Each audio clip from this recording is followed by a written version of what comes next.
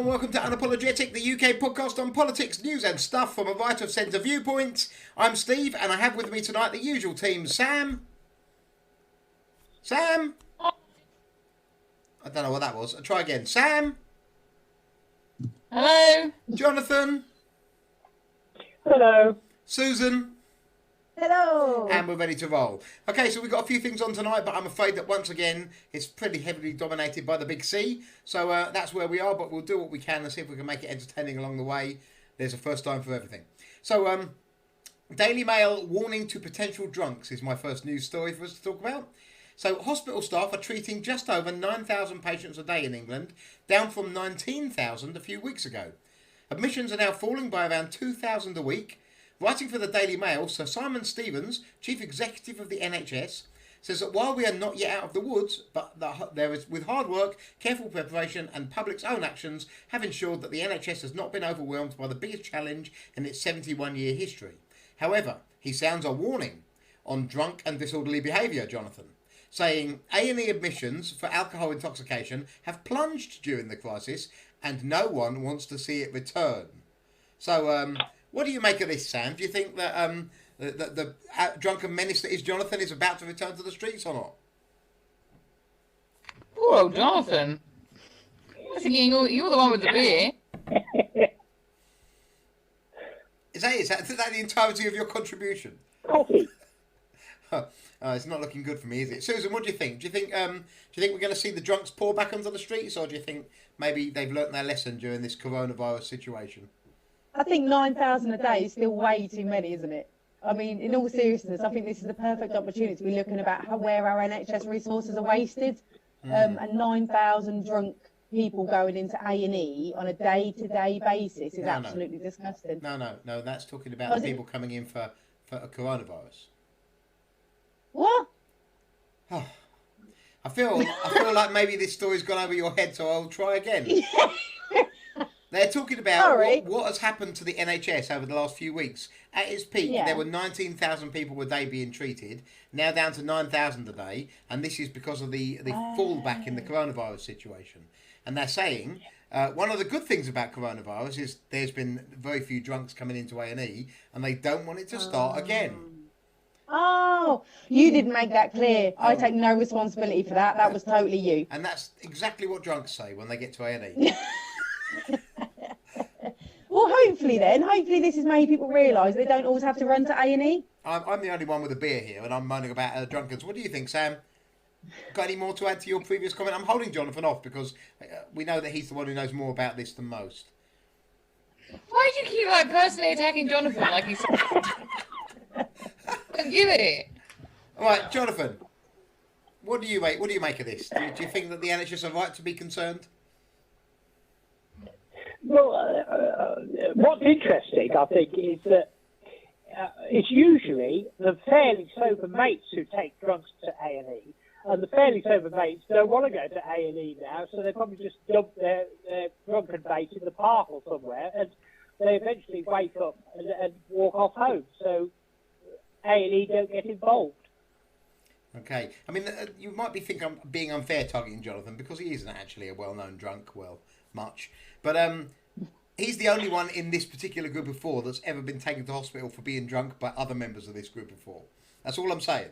Have you really? No, I actually went to hospital for being knocked unconscious. It's not the drunkenness. That's true. In the same way that somebody who dies with a coronavirus-linked illness had died of coronavirus. One thing leads to another. I didn't actually drink alcohol. Well, Stephen, falling over in the dark. I don't know what you're talking about. Anyway, moving swiftly on to agenda item 2.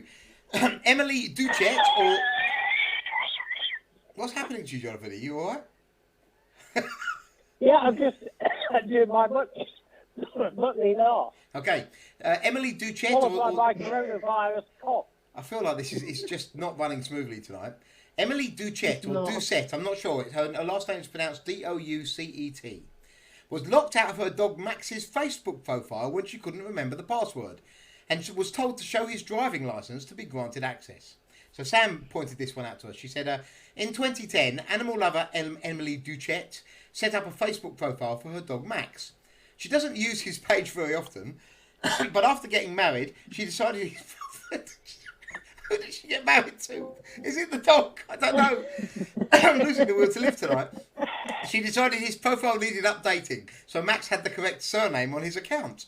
After trying and failing to remember the login details for the profile, Facebook eventually locked Emily out of the account. So the 33-year-old from Seattle reached out to help reset the password.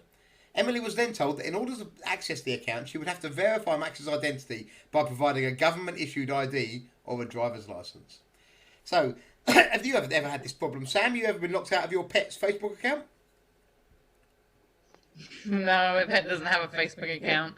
I don't think anyone would want to read my cat's Facebook. It'd be like, had some sleep, ate some food, had some more sleep, ate some more food. Muesli's newsletter. Actually, it's pretty Not wildly dissimilar from your own then. much I was just thinking that. It's basically my life. Everyone's Facebook profile, basically. Well played, Jonathan. Well played. Jonathan, have your dogs, you've got a couple of dogs, haven't you? Have they ever had a Facebook profile? No, but it's worth considering. Yeah. Good. Well, make sure that you keep those passwords safe. Susan, have you got any pets? I've got two beautiful dogs, and no, I have a life, and they don't have a Facebook account. I mean, what, I couldn't think of anything worse than setting one up for my dogs, if I'm honest. what I think nobody's focusing on here is the fact that she was posting as her dog. Now, that's an infringement of the dog's liberty, isn't it? Well, PETA would be over that, wouldn't they? Because they don't like stuff like that. No, they'd be like, how dare you pretend to be your dog? Exactly. Didn't they? I think they spent £10,000 getting a guy selfie once when it was a selfie of a monkey. They claimed the selfie was the monkey's and not his to do what they wanted with. Cost them I think it cost the guy 10 grand to fight it. Steve, you need to keep Susan talking because she's already started yawning, and if you stop, she'll fall asleep. We're used to Susan just constantly yawning now. We've got just to finish up this. So the last bit of this story says Emily shared the hilarious exchange on Twitter. New definition of the word hilarious there, I think. But she wrote, "I'm locked out of my dog's Facebook account that I created in 2010, and they won't let me back in unless I send over a copy of his driving license. But he can't drive." Well, I mean, I would suggest that it was stupid for them to give him the driving license in the first place. Should just send his passport. Well, yeah, but I think it's just a standard Facebook thing, isn't it? Whenever you're locked out, I mean, I can't imagine one guy sitting there, one girl sitting there, reading through every single request, and they just send out forgot your password, boom, standard reply, and see what happens. She's barking up the. I also like how Steve tried to make a joke about a passport, but pets actually do have passports now. There was no joke there. No joke there. I was being absolutely straight about that. You're frozen. You've frozen. Who's frozen? Yeah, you're both frozen. Me and Jonathan haven't. I'm not frozen. Oh, you're just really still.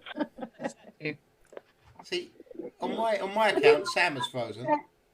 I do like the fact that she tried to get back in to change her surname. So I know you're the same. Just so everyone knows, there's some big problems on Zoom tonight, and if you see us freezing, it's because periodically we've been trying to get this this podcast going, but we kept finding that different people kept freezing. It's not us, not our internet connection. I think that Zoom might have some of the phantom COVID. It chased the night away. What? Oh, Zoom. I see. Yeah, very good. 80s reference. Okay, moving on. Agenda item 3. The brother of the former Labour leader Jeremy Corbyn was one of several protesters arrested on Sunday as small demonstrations against the coronavirus lockdown took place across the country in the UK. Protesters gathered on green spaces holding placards describing lockdown rules as unlawful and claiming that the government measures were suppressing civil rights. In Hyde Park, London, between 50 and 70 people defied social distancing guidelines to gather close together at Speaker's Corner holding placards with slogans including "Anti-vax deserves a voice" and "Freedom over fear." Dozens of police officers, including some on horseback, patrolled the protest, issuing several fines and arresting at least 6 people. So, big trouble there that Piers Corbyn got himself in. What do you make of it, Jonathan? I don't really. bit of a non-story, really, isn't it? I'm glad I How asked is you. it? Yeah. Like a protest. The protest in the capital city about the biggest news item of the day is a non-story. In the middle of a pandemic. With the brother of the ex-Labour leader. All right. So, what's your angle on this? It's not up to me to have an angle. You're all here. We're all hosts together. Susan, what do you make of it?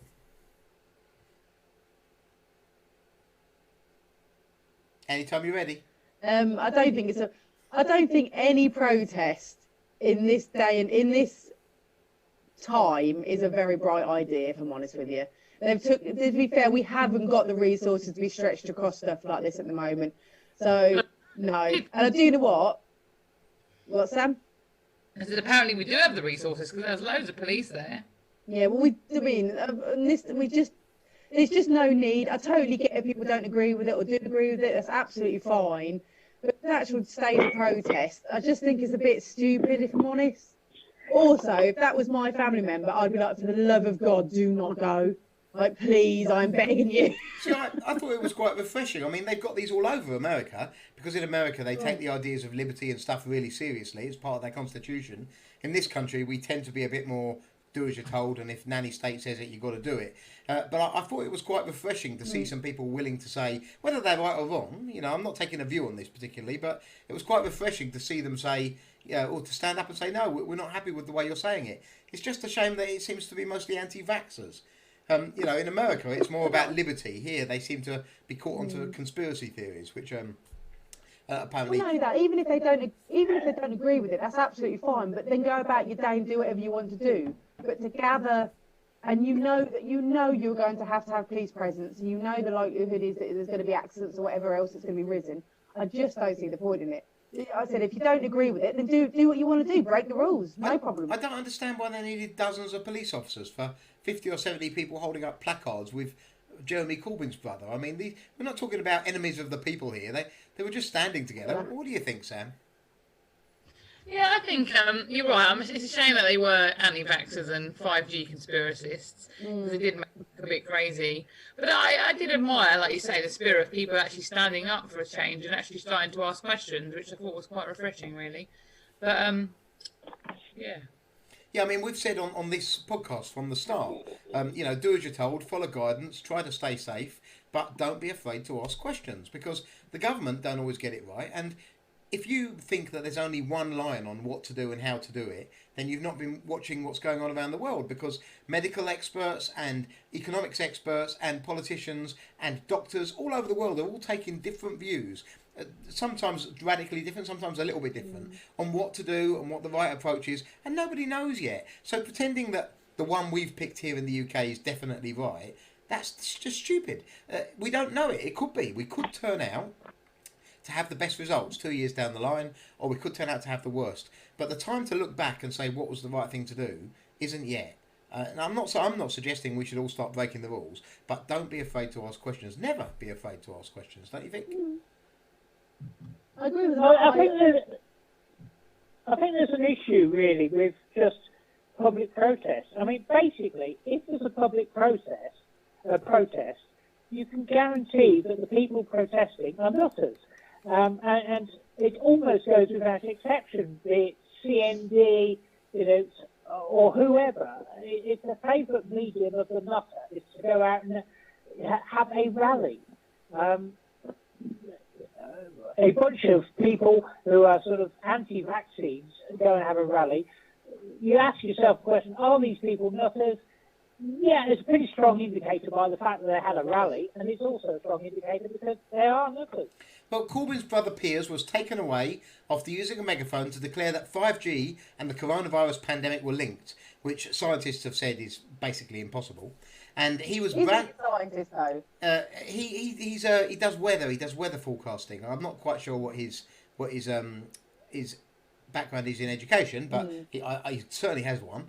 Anyway, he said he branded hang on a sec, Jonathan. He branded the pandemic a pack of lies to brainwash you and keep you in order, and he disputed the need for a vaccination. Now, I don't agree with how he got to that conclusion, but there is stuff we're being told that is being deliberately exaggerated. Don't you think? I think it's the wrong way round, you know. They were saying that 5G has caused the pandemic. Actually, it's the pandemic that's affecting my 5G, which is why I've got rubbish protection. Could be. Could be. It's the other way round. Yeah, I mean... I don't think the idea of these mandatory vaccines, though, the government making you have something, mandating something by law that you have to put in your body. How are they going to police that? Are they actually going to drag children away from the... Because you have got some very, very, very firm believers in anti-vaccine, like religiously believes that putting chemicals in your body is the wrong thing to do. So are you actually going to be pinning these women and fathers down and pinning their children down? I mean, can you actually do that? I mean, what medical person is going to do that? Doesn't that go against their ethos and their values? No, they would probably just fine people who didn't do it. No, what would be more sensible is simply taking the children into care, because if the parents are wanting to, or reporting to put their child at risk, they need to be taken into care. Just take the children off the parents. Yeah, not a problem. No, not as easy as that. That I definitely I never don't. see that. What, Sam? There's a bit of a process. Well, no, I'm just thinking, like, so you have a situation where the state can arbitrarily say, oh, we have this vaccine that you have to mandatorily have, and if you don't have, you're putting your child at risk and we're going to take it into care. Can you not see how massively abused that could be? Yeah, I mean, I definitely don't agree with that, Jonathan. I think in the end, They've got other options. They can emigrate. They can kind of, you know, they don't have to be UK citizens. No, they are not the children of. They are not the children of the state, Jonathan. They're the children of the parents. Now, if the parents are physically harming those kids, that's different. That's breaking the law. But refusing to let the government do something because they believe. I mean, personally, my son has certainly had, you know, all the shots he's meant to have. But I really think the idea of taking kids off of parents because they won't do exactly what the state says, that's a wrong road to take. Yeah, and by the way, so I didn't give my daughter her MMR when she was little. She has had it now, but just as she was supposed to have it, there was massive reports about it causing all sorts of problems and everything else. And as a parent, I was genuinely worried. And they'd asked Tony Blair at the time, who was the Prime Minister, and said, "Has your son had it?" And he said, "I'm not telling you." And I thought that says a lot, actually, and that really worried me. And for a couple of years, I just sat on it. I was like, no, I'm not. I'll decide when I know more facts about it, or there's a bit more research into it. It's not so raw. And I think she was supposed to have it when she was about 3 or 4. And I think in the end, she had it about 11, when she was 11 years old. So all of my kids have had all of their vaccines. But if somebody had tried to force me to make that decision, when our own Prime Minister wasn't saying it at the time, never. These are my kids. I don't ask anyone else to pay for them or raise them. I will ask no one to make decisions for them. The only thing with that, leaving it till you're 11, by the time I was 11, I'd had mumps, German measles, and measles. Yeah, me too. And I didn't die. Yeah. No, but terrible. I had an MMR and I don't have autism. No, there's no. I don't think there's. The fears. That's a bad example. The fears about the vaccine are clearly unfounded, but nevertheless, this is not about But that. at the time, they were very real. This is about who actually has the final say over, outside of like illegally hurting children. Who has the final say about how to bring them up? It's the parents, not the state. And a good example of that is the current situation where the government are saying that people have to be, the kids might have to go back to school, and a lot of parents are saying, "Well, I'm not sending them back till I feel safe." Now, I don't agree with those parents, in that if the school's open again, my son will be going back. But I absolutely think that it should be their decision and the state shouldn't tell them they've got to. Yes, agree. You realise it was Tony Blair's wife that made all that scary controversy with that MMR vaccine, right? Yeah, I remember I was only... Oh, so I had it when I was very young, so I was only about 19, 20 by the time it all came about, but... All I know that every single newspaper, every news report on it was, it causes severe disabilities in children. It causes this, it causes that. And it was so much information to take in. And it was that snap decision. I was like, I'll hold off. I will absolutely hold off until I am okay to make that decision. Which is funny because it's... and I agree with... That's quite similar, Susan, to what we've got now. Because the stats say that school children are statistically immune to the coronavirus, which I must stress doesn't mean they can't get it. Some have got it, some do get sick, but the odds against it are immense because most of them are absolutely fine. There's no real reason for them to not feel safe going back to school. But parents see all the time on the news all of these reports, scary reports, and some of them are just ridiculous. Some of the things that some of the news reports are saying. It's quite right, I think, for them to say, do you know what, I'm just going to wait until I'm sure, because it's my kid we're talking about, and I'm not going to risk them. Yeah. Yeah. I don't think there's a danger to the child. It's a danger to the people back at home. And provided when your child comes home, you kind of wash them down with bleach or something, it shouldn't be a problem. Yeah, but anybody who's vulnerable, which is bleach broadly... kind of worries me slightly. But the point is, these are our children, and nobody gets to tell me what to do with my children, and I don't expect to tell anybody else what to do with theirs. As long as their children are not at risk of harm, and they're being treated well, we should be backing out of parents' decisions on their children. Are we all back? Am I back? You're back. Yeah, excellent. So that was a bit of a snafu, wasn't it? What happened there? We lost you, but I don't know if Jonathan's frozen now. It was weird. I'm not frozen. I'm just standing still. Everyone started saying strange stuff, and then I got kicked out. But remember that it's me that's recording it. So whatever you guys were saying after I got kicked out, none of that's recorded. No, Well, that's a tragic loss. Was it recording again now? No, I mean, it's recording again now. Yeah, it never stopped recording. It's just going to have this section in the middle, which viewers of this will not see because I'll have edited it out by then. But it'll have a section in the middle, which is just kind of blank, or maybe hearing. No. And the audio's not been good all night, to be honest. No, it's been really hard tonight, hasn't it? It's Zoom, yeah. All right, well, we've sort of said everything we can say there. I don't remember where we were up to, so I'm going to move on to the next story. And that is that the Tesla CEO, Elon Musk, has escalated his standoff with county officials in California. It has announcing that the automaker would be restarting production against the Alameda County rules. Alameda.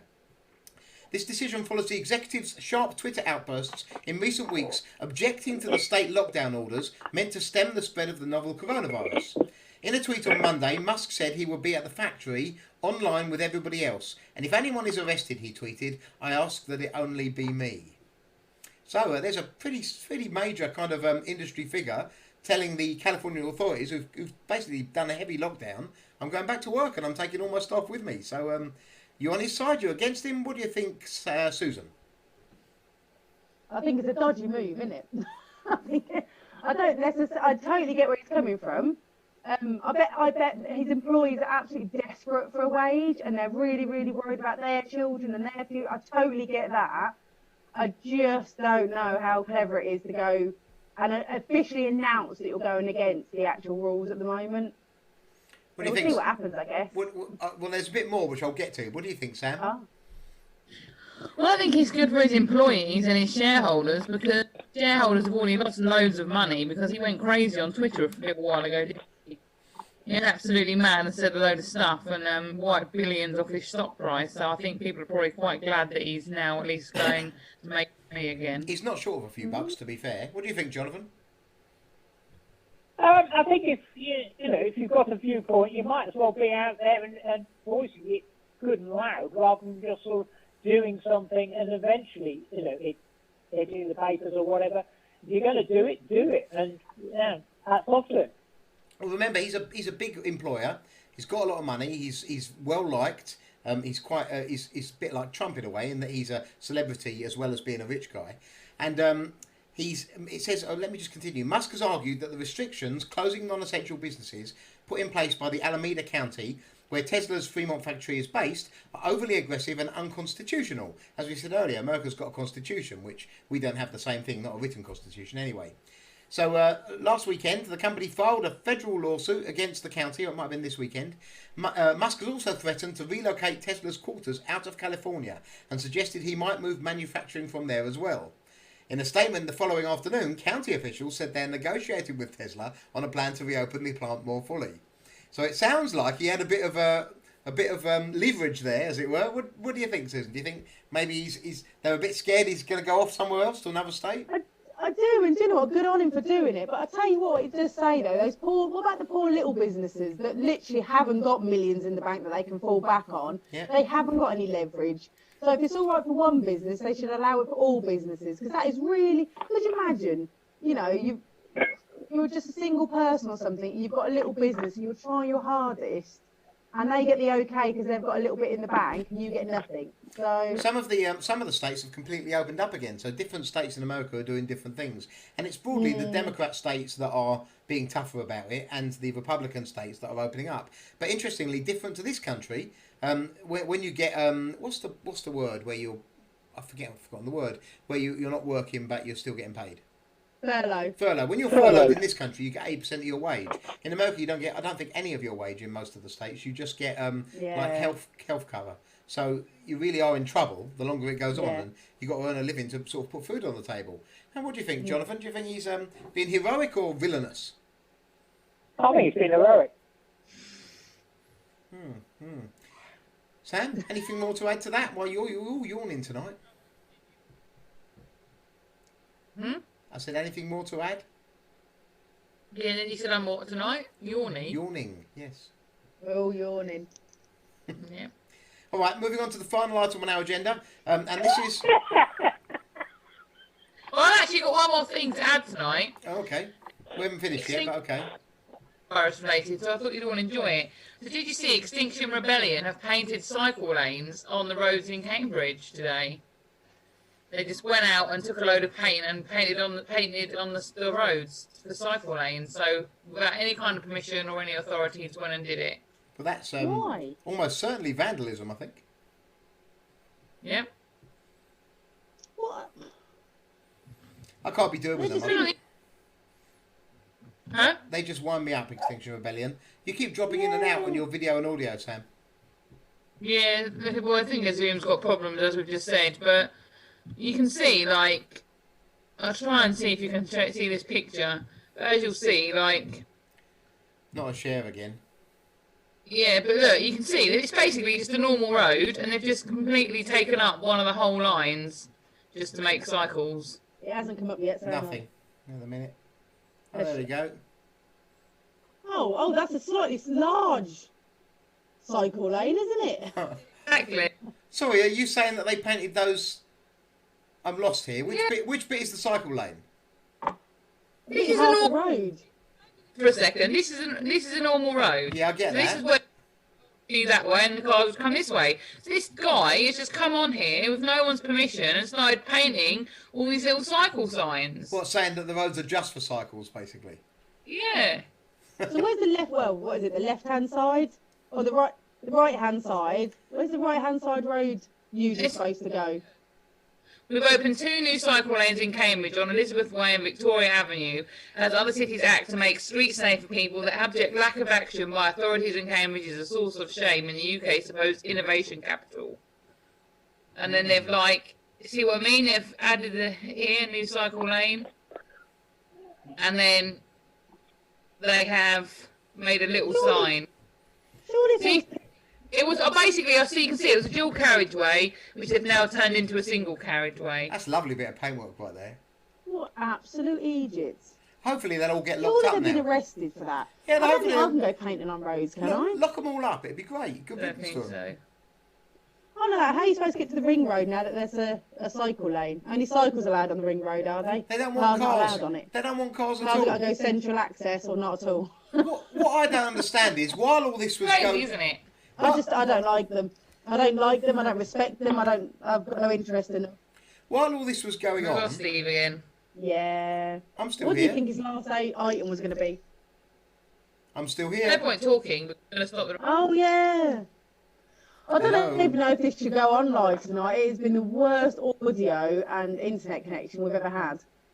Hello, can you hear me now? You can't hear you properly.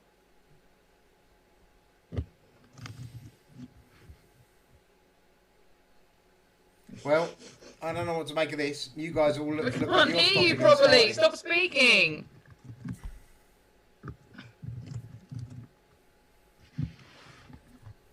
Yeah, we heard that. I haven't said anything. Let's just stop. Let's just stop it. It's not working. But how about putting the podcast out but with no sound? All right, call it a day.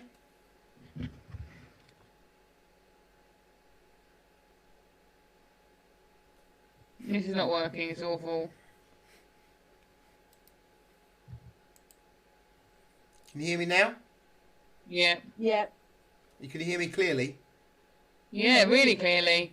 All right, okay, so I've just turned off the video. You guys are all stopping and starting on the screen here. And unfortunately, as I'm recording it, it just looks like it's all you that have gone wrong and not me.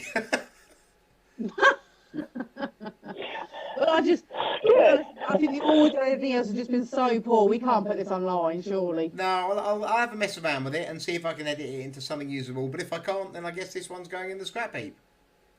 Again, and have it just audio, because look, I've turned my video off as well, and it does actually seem to be working.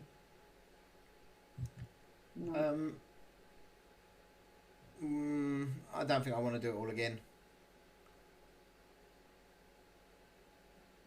Is anyone still there? Okay. I'm here. I'm thing still off. there. No one's left. We've just all turned video off. All right. Well, let's put video back on again and just see whether it ruins it again. Can you see me now? Yeah. Yeah. And we're back to normal. Yeah. All right. Well, I think we've pretty much covered everything anyway. So, unless anyone else has anything else to add, I will have a go at editing out the... We had one last item. No, we didn't.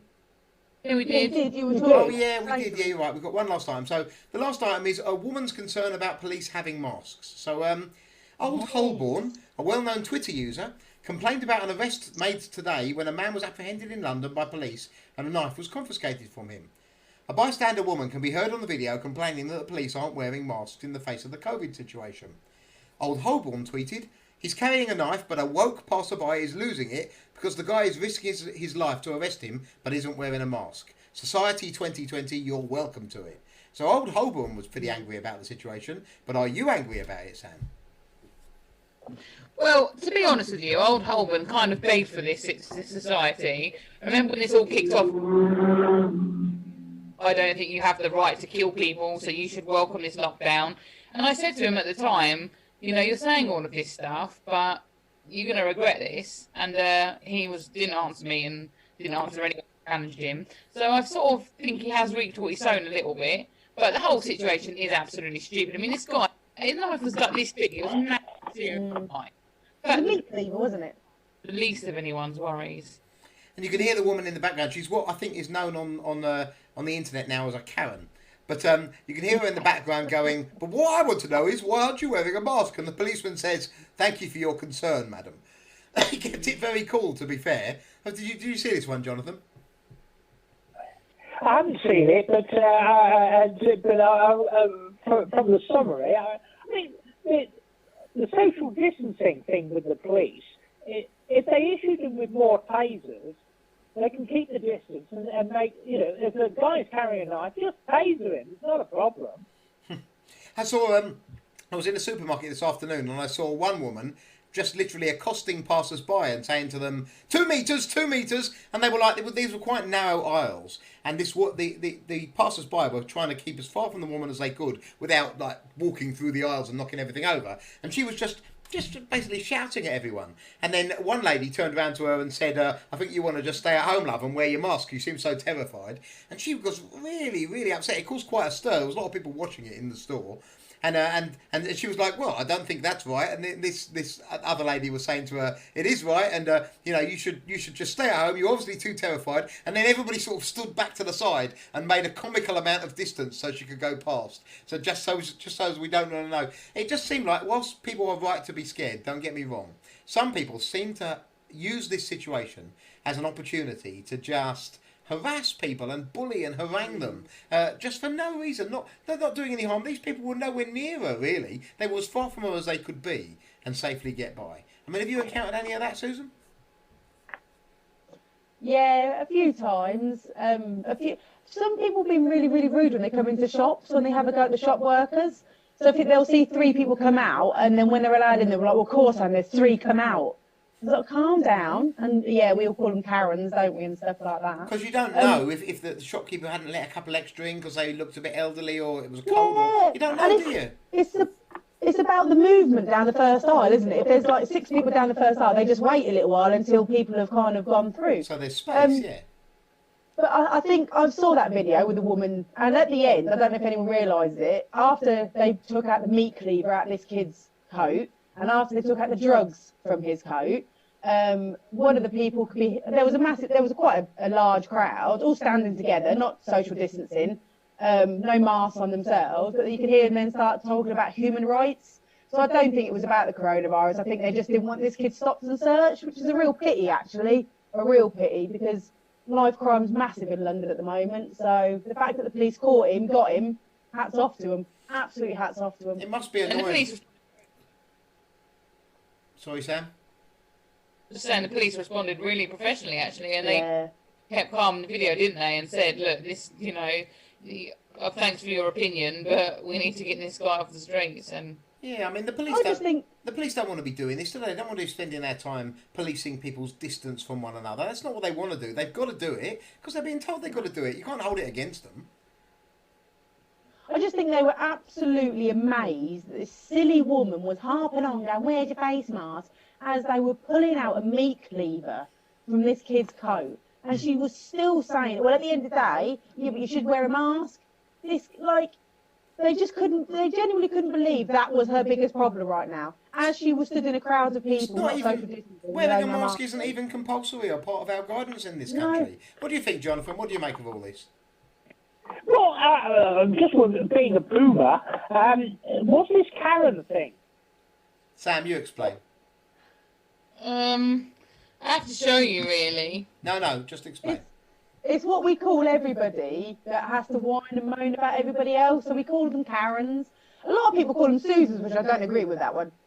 It's a kind of a name, Jonathan, for a lady of a certain age who is who seeks to command everybody else what to do, like she's the boss of the world. Often for very petty violations and problems. They always have a certain haircut. If you were to be stopped going into a shop because somebody didn't know who you were, that person would be called Karen. Right. Or somebody wanted proof of your disability if you parked in a disabled space, that person's Karen. A bossy middle-aged bureaucrat. Yeah, we try never to be a Karen.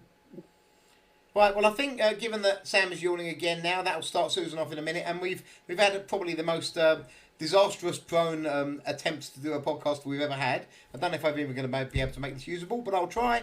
But I think we'll pretty much call it a day. So we have been Unapologetic, the UK podcast on politics, news and stuff from a right-of-centre viewpoint. Say goodnight, Jonathan.